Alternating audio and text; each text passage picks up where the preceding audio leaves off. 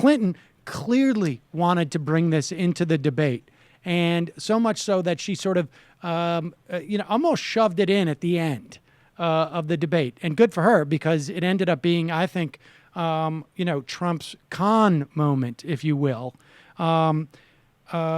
This is where Clinton talks about how Donald Trump treats women, and specifically raises the story of a woman who was, I guess, a Miss Universe pageant winner, right the year that Donald Trump bought it. Here, this is clip number 6. He tried to switch from looks to stamina, but this is a man who has called women pigs, slobs, and dogs, and someone who has said pregnancy is an inconvenience to employers, who has said women don't deserve equal pay unless they do as good a job as men. And one of the worst things he said was about a woman in a beauty contest. He loves beauty contests, supporting them and hanging around them. And he called this woman Miss Piggy. Then he called her Miss Housekeeping because she was Latina. Donald, she has a name. Where did you find her this? name Where is did you find Alicia this? Machado. Where did you find and it? she has become a U.S. citizen, and you can bet she's going to vote this November. Okay, good. Let me just tell you. Mr. Trump, could you take 10 seconds, and then we're going to have a final question. Hillary is hitting me with tremendous commercials.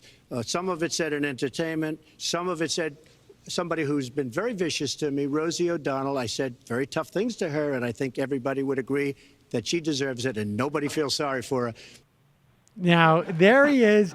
First of all, she baits him, and then he forgets he's not in a Republican primary anymore.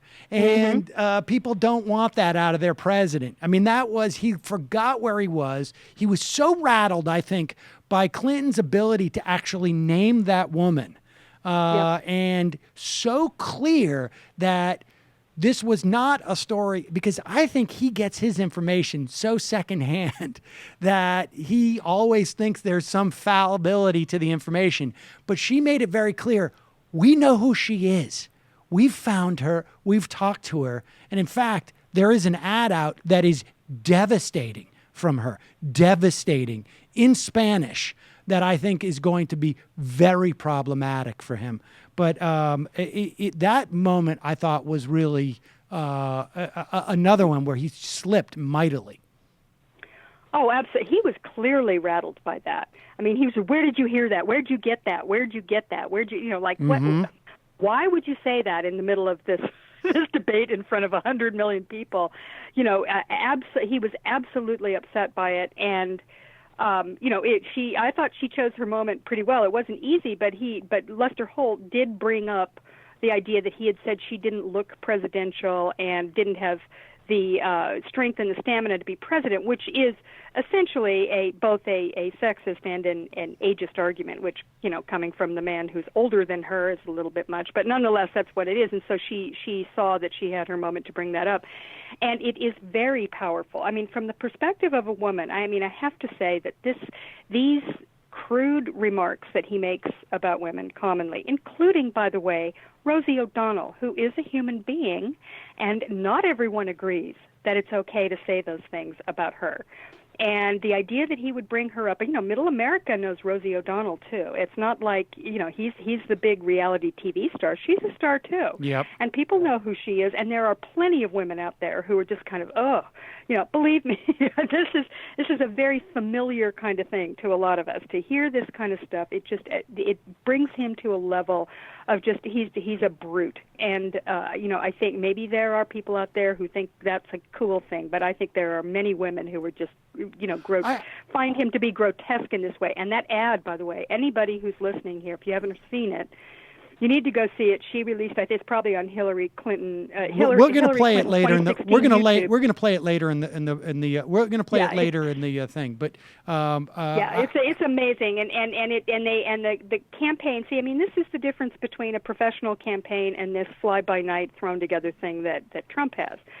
She prepared for the debate. She's actually, takes the job seriously enough to do studying and to try and plan how to win this debate. I mean, that is something she believes is important to actually do some planning. Clearly, Donald Trump doesn't believe that and doesn't think he needs to do that. His instincts will always carry him. That should be a red flag for every American. I think he prepared more for this debate than he did for any of the ones in the past. I think in Donald Trump's world, he did prepare. He studied. He worked honestly, hard. I'm sure he had did. people there, relative to what he's usually does to prepare for things.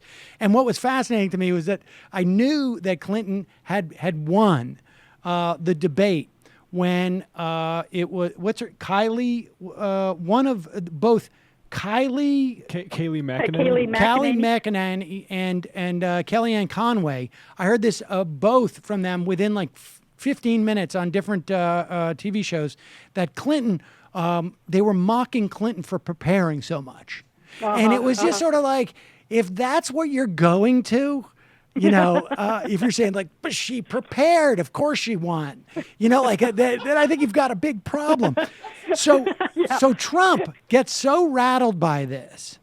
He goes on Fox and Friends today. And to a large extent, why Trump gets thrown off by this stuff.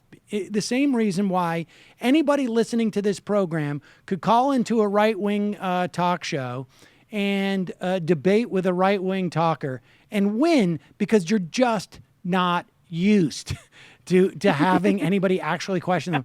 Here is Donald Trump on the phone doubling down on his calling of this, I think, former Miss Universe winner, or this Miss Universe winner, a Miss Piggy and Miss Housekeeping. He did this on Fox and Friends this morning. Listen to this. Let's find out what he's going to release. Going in, she was trying to get under your skin a couple of times. Did she? No, not at all. I didn't see it that way. At the end, maybe, the very last question, when she brought up the person that became, I know that person. That person was a Miss Universe person, and she was the worst we ever had.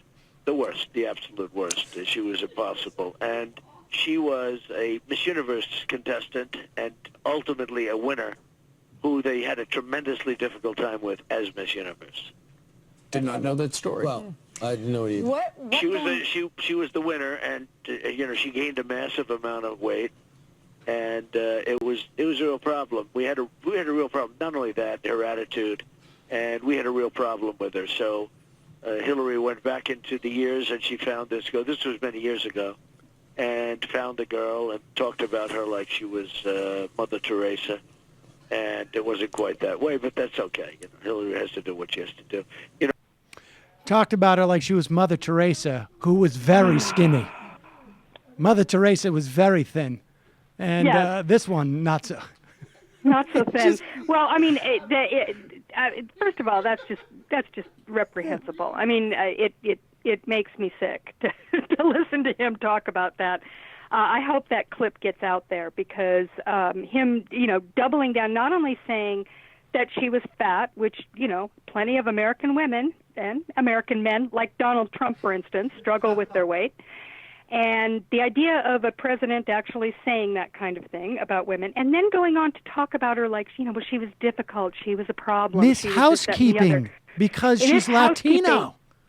Oh, my God. I mean, it's just absolutely horrifying. And when you see the ad, which the Clinton campaign very, deftly, they released it instantly after the debate, she is a very, obviously she's a beautiful woman. She was a Miss Universe, and it tells the whole story of what happened. Donald Trump was a repulsive human being. He complained to the press. He said, "This one likes to eat." And he brought the press in to observe her working out and show them. And also, by the way, ambushed her. Ambushed her.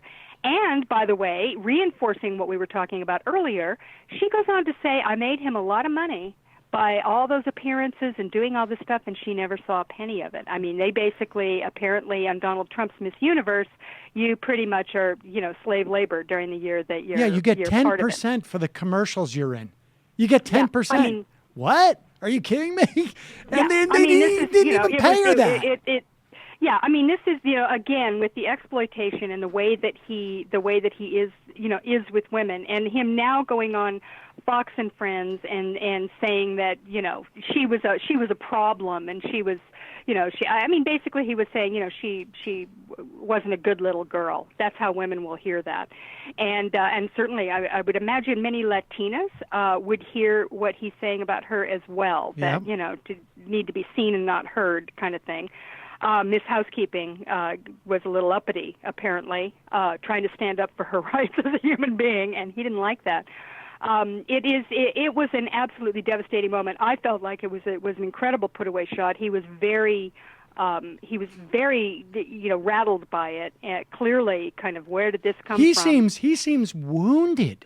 I mean, he was like, his reaction of like, where did you get that? Like, that is, I mean, people should contemplate this. He was like, I think there was something really dark about that. Like, how did you find her? Like, I think he felt like, wait, because she speaks Spanish in this. I don't know if she speaks English. I don't know. I presume she does to a certain extent, but I think he just felt like, I tried to crush her. Like, she was put in a box. How'd you find her? He seemed very angry about it and just sort of like betrayed, but I don't feel like, I don't know. I feel like it's like he just thinks that sometimes some of the victims that he has squashed, he has cleaned up in such a way or buried in such a way that I think he was really shocked by that. And I got to say, at the end of that video, it's about a 2.5-minute video with Alicia Machado, she seems extremely happy to be voting against this guy and telling her story. Hey folks, Sam Seder here. I just got back from a company-wide meeting. Accounting is really coming down on me hard. We need to get to 100,000 subscribers as soon as possible. So please enjoy this channel. Subscribe right down there.